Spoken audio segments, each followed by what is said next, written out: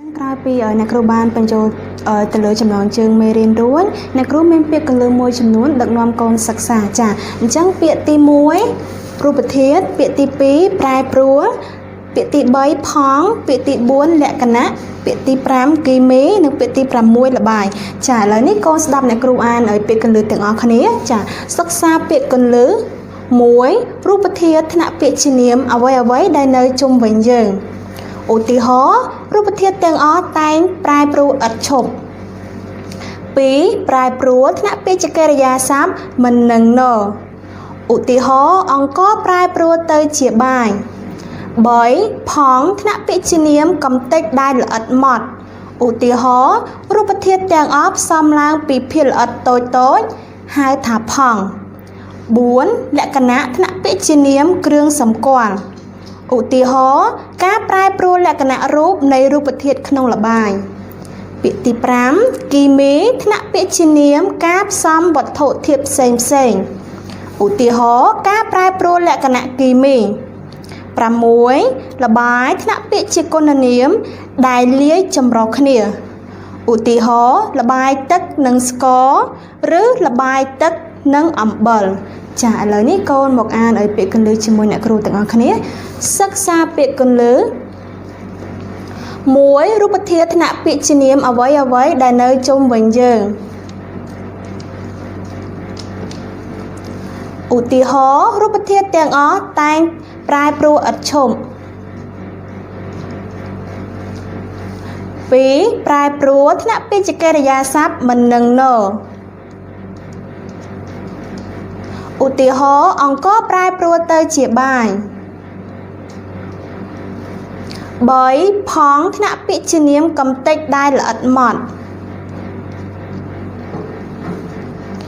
ឧទាហរណ៍រូបធាតុទាំងអស់ផ្សំឡើងពីភាគល្អិតតូចហៅថាផង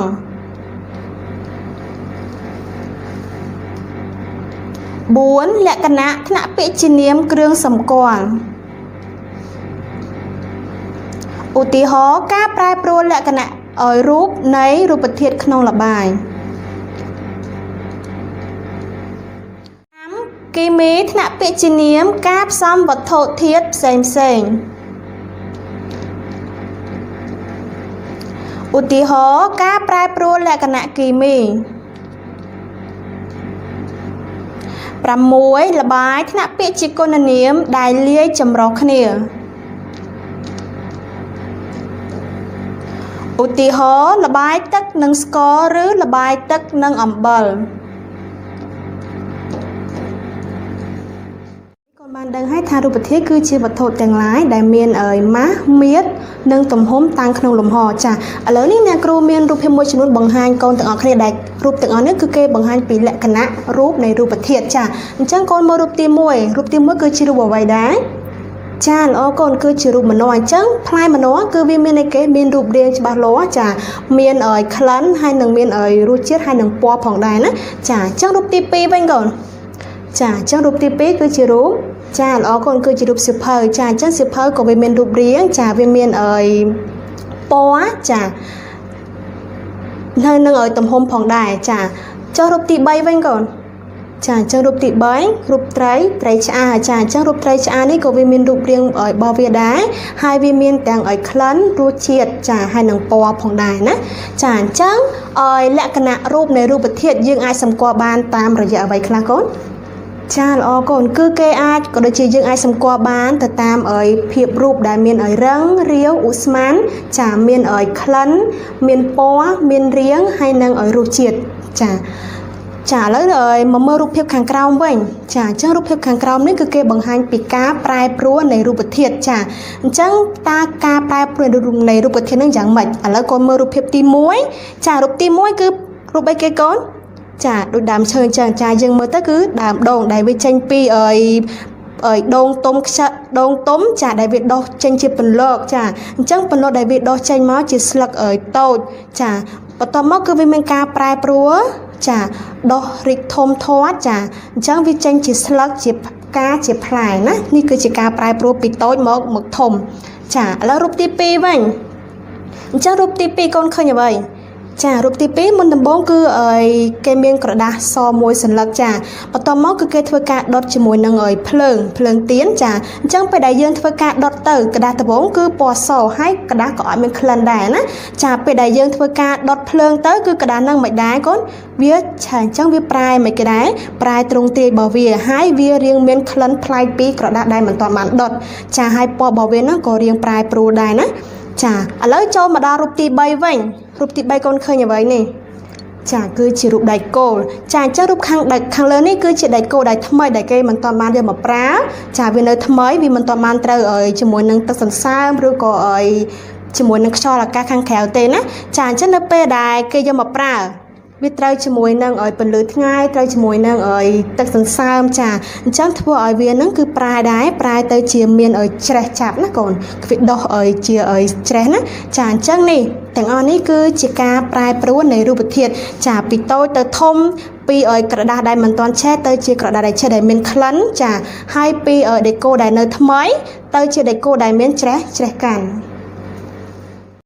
មកមើលរូបភាពបន្តទៀតជាមួយអ្នកគ្រូណាចាអញ្ចឹងរូបភាពនេះគឺតកតទៅជាមួយនឹងការប្រែប្រួលលក្ខណៈរូបនៃរូបធាតុចាអញ្ចឹងរូបទី1ចារូបទី1គឺជាដុំតកចាដុំតកនៅពេលរលាយទៅគឺជាធាតុរាវចាអញ្ចឹងពេលដែលវារលាយទៅជាធាតុរាវធ្វើឲ្យដុំតកនោះគឺខូចទ្រង់ទ្រាយហើយដំណក់ទឹកដែលបានមកពីការរលាយនោះ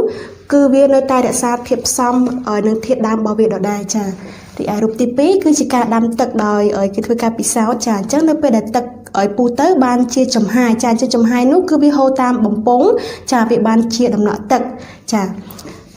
ហើយរូបទី3នេះវិញគឺជាការដាំទឹកដោយកំសៀវចាអញ្ចឹងនៅពេលដែលទឹកពុះក៏បានជាចំហាយទឹកដូចគ្នាដែរចាប៉ុន្តែចំហាយទឹកនេះគឺវាបានផ្សាយភាយទៅក្នុងលំហដោយសារតែវាអត់មានបំពង់ដែលត្រូវបង្ហូរបានជាដំណក់ទឹកទេ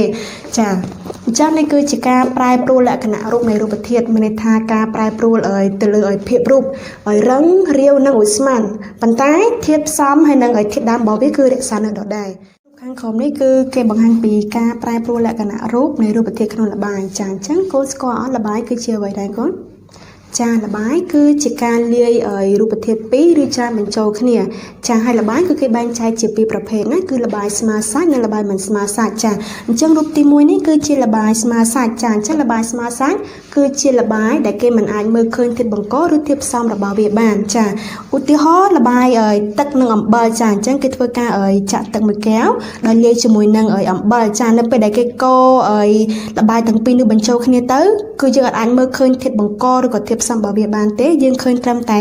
ទឹកល្បាយទឹកអំបិលមួយកែវតែប៉ុណ្ណោះណាចានេះគឺជាល្បាយស្មើសាច់ចារូបទី2នេះវិញគឺជាល្បាយមិនស្មើសាច់ចាអញ្ចឹងល្បាយមិនស្មើសាច់ហ្នឹងគឺជាល្បាយដែលគេអាចមើលឃើញធាតុបង្កនិងធាតុផ្សំរបស់វាចាឧទាហរណ៍ដូចល្បាយបាយនិងល្ងចាអញ្ចឹងយើងធ្វើការលាយបាយជាមួយនឹងល្ងទៅគឺយើងនឹងមើលឃើញធាតុបង្ករបស់វាដដែលណាដឹងថាជាបាយហើយនិងល្ងលាយបញ្ចូលគ្នាចានេះគឺជាការប្រែប្រួលលក្ខណៈរូបនៃរូបធាតុក្នុងល្បាយការប្រែប្រួលលក្ខណៈរូបនៃរូបធាតុក្នុងល្បាយហ្នឹងគឺជាការប្រែប្រួលធាតុផ្សំនិងទ្រង់ទ្រាយល្បាយពីកូនបានស្ដាប់អ្នកគ្រូបញ្ចូលទៅលើមេរៀនរួចដើម្បីឲ្យកូនកាន់តែយល់ច្បាស់ជាមួយនឹងមេរៀនឥឡូវនេះកូនលើសៀវភៅពុម្ពវិទ្យាសាស្ត្របើកនៅទំព័រទី74និង76ហើយអានមេរៀនទាំងអស់គ្នាដើម្បីឲ្យកូនយល់ជាមួយនឹងមេរៀនកាន់តែច្បាស់ណាដើម្បីត្រៀមឆ្លើយសំណួរ